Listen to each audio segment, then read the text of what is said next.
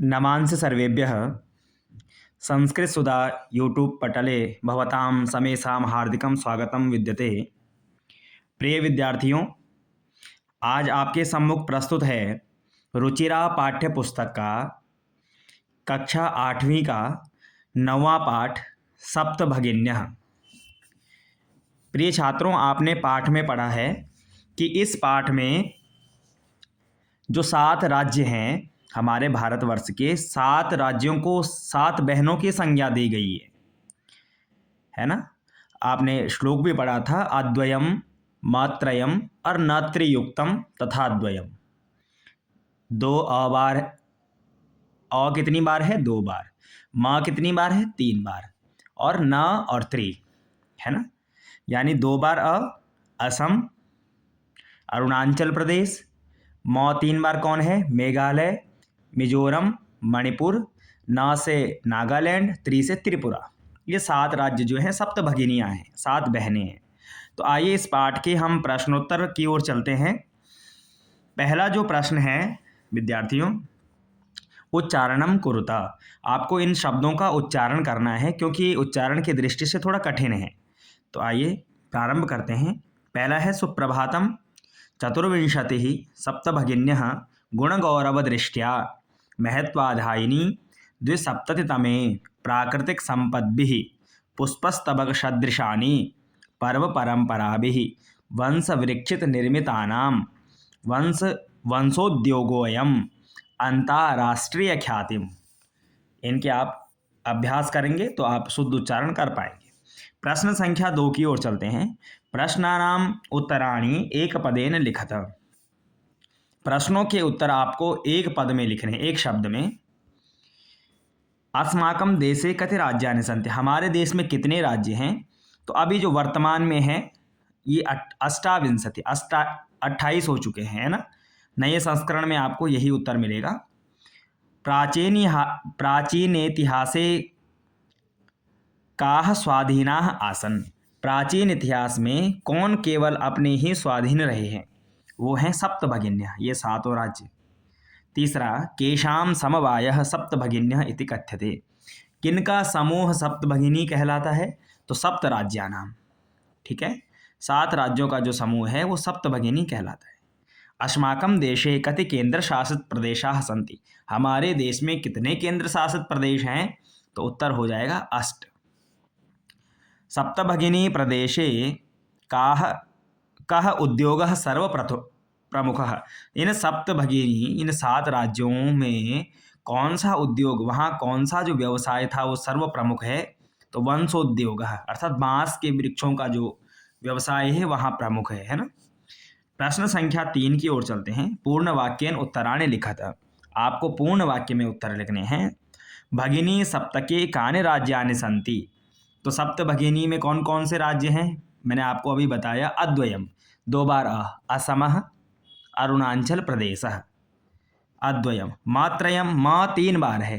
पहले म से मिजोरम, दूसरे म से मेघालय और तीसरे म से मणिपुरम। न से नागालैंड, त्रि से त्रिपुरा। तो कितने हो गए? 7 राज्य ये हो गए। ठीक है, तो भगिनी सप्तके 7 राज्यों का नाम लिखने के बाद राज्यानि सन्ति। दूसरा प्रश्न देखिए, इमानि राज्यानि सप्तभगिन्यः इति किमर्थं कथ्यन्ते। इन राज्यों को सप्तभगिनी क्यों कहा जाता है? इसलिए कहा जाता है समान संस्कृति कारणात्। इनकी एक समान की संस्कृति है, एक समान की परंपराएं हैं, आपस में मिलती जुलती परंपराएं हैं, इसलिए इनको सप्तभगिनी कहा जाता है। सप्तभगिनी प्रदेशे के निवसन्ति। तो सप्तभगिनी प्रदेशों में कौन निवास करते हैं? तो सप्तभगिनी प्रदेशे गारो, खासी, नगा, मिजो जनजातयः निवसन्ति। ये सारी जनजातियां वहां पर निवास करती हैं। आइए छात्रों आगे की ओर बढ़ते हैं। इसी का अगला प्रश्न है, एतत् प्रादेशिकाः कैः निष्णाताः सन्ति। किसमें ये निष्णात हैं? तो बहुभाषान्विताः, पर्वपरम्पराभिः परिपूरिताः, कलाभिश्च निष्णाताः। अनेक प्रकार की भाषाओं से ये समन्वित, अपनी परंपराओं में परिपूर्ण और अनेक कलाओं में ये निष्णात हैं। वंश वृक्ष वस्तूनाम उपयोगः कुत्र क्रियते। बांस के जो वृक्ष हैं उससे बनी वस्तुओं का उपयोग कहाँ किया जाता है? तो कहा वस्त्राभूषण निर्माणे तथा गृह निर्माणे उपयोगः क्रियते। वस्त्रों के आभूषणों के निर्माण में और घर के निर्माण में उनका प्रयोग किया जाता है। आगे प्रश्न संख्या 4 है, रेखांकित पदम आदृत्य प्रश्न निर्माणम कुरुत। जो शब्द रेखांकित हैं जैसे स्वदेशस्य, सप्तभगिन्यः, हस्तशिल्पानाम, स्वर्ग सदृशान, ये रेखांकित है, अंडरलाइन है। इनके स्थान पे आपको प्रश्नवाचक शब्द का प्रयोग करना है और प्रश्न बनाना है। वयम स्वदेशस्य राज्यानाम विषये ज्ञातुम इच्छामः। तो उत्तर प्रश्न कैसे बनेगा? उत्तर में लिखिए वयम स्वदेशस्य क्या है, अंडरलाइन है, उसकी जगह पे क्या आ जाएगा? कस्य। तो वयम कस्य राज्यानाम विषये ज्ञातुम इच्छामः, ये उत्तर हो जाएगा। दूसरा सप्तभगिन्यः है। सप्तभगिन्यः प्राचीन इतिहासे, है ना, संधि हो गई है, तो प्राचीन इतिहासे प्रायः स्वाधीनः एव दृष्टाः। तो सप्तभगिन्य की जगह पे क्या प्रयोग हो जाएगा? काह। बाकी वही वाक्य लिखना है। यहाँ से देखिए प्राचीन इतिहासे प्रायः स्वाधीना एव दृष्टाः। ठीक है। तीसरा देखिए प्रदेशेस्मिन्, तो अंडरलाइन के हस्तशिल्पानाम बाहुल्यम वर्तते। तो उत्तर आ जाएगा प्रदेशेस्मिन् हस्तशिल्पानाम की जगह पे केसाम, ये केसाम, उत्तर फिर आगे बाहुल्यम वर्तते।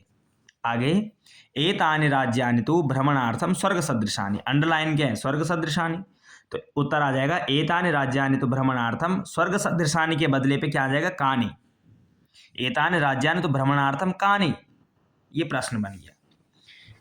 अगला प्रश्न देखेंगे, प्रश्न संख्या 5। तो इसमें क्या करना है? यथा निर्देशम उत्तरतः, जैसे पूछा जाए वैसा उत्तर दीजिए। महोदये में भगिनी कथयति, अत्र में इति सर्वनाम पदम कस्मै प्रयुक्तम। में सर्वनाम किसके लिए प्रयुक्त है? स्वरा के लिए प्रयुक्त है। उत्तर में आ जाएगा स्वरा। अगला देखिए, सामाजिक सांस्कृतिक परिदृश्यानाम साम्याद् इमानि उक्तोपाधिना प्रथितानि। अस्मिन् वाक्ये प्रथितानि इति क्रियापदस्य कर्तृपदम। प्रथितानि का कर्तृपद क्या है? इमानि, तो उत्तर आ जाएगा इमानि। अगला एतेषां राज्यानां पुनः संगठनम विहितम, अत्र संगठनम इति कर्तृपदस्य क्रियापद, इसमें क्रियापद क्या है? तो उत्तर आ जाएगा विहितम। अगला अत्र वंशवृक्षाणां प्राचुर्यं विद्यते, अस्मात् वाक्यात् अल्पता इति पदस्य विपरीतार्थकम पदम चित्वा लिखत। अल्पता यानी कम का क्या होगा? विलोम, पूर्णता। अगला है क्षेत्र परिमाणे ही इमानी लघूनि वर्तन्ते, क्षेत्र की दृष्टि से ये छोटे छोटे हैं। वाक्यात् संति, संति मतलब हैं, क्रियापद का समानार्थक क्या प्रयोग हो रखा है? तो वर्तन्ते, ये समानार्थक है संति का, यानी संति की जगह पे हम वर्तन्ते भी प्रयोग कर सकते हैं, अस्ति की जगह पे वर्तते।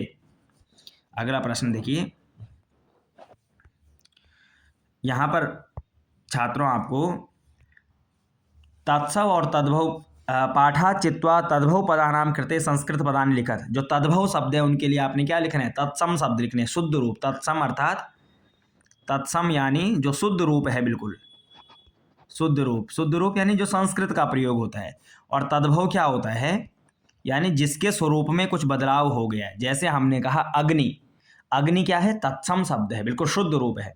और हमने कहा आग, ये तद्भव है, उसके स्वरूप में परिवर्तन हो गया है, सरल हो गया है। तो जैसे सात के लिए क्या कहेंगे? शुद्ध रूप सप्त संस्कृत में। बहिन को क्या कहेंगे? भगिनी। संगठन को समूह। बांस को वंशः,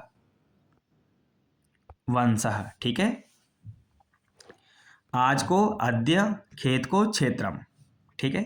तो ये तद्भव शब्द हैं और ये सारे तत्सम शब्द हैं।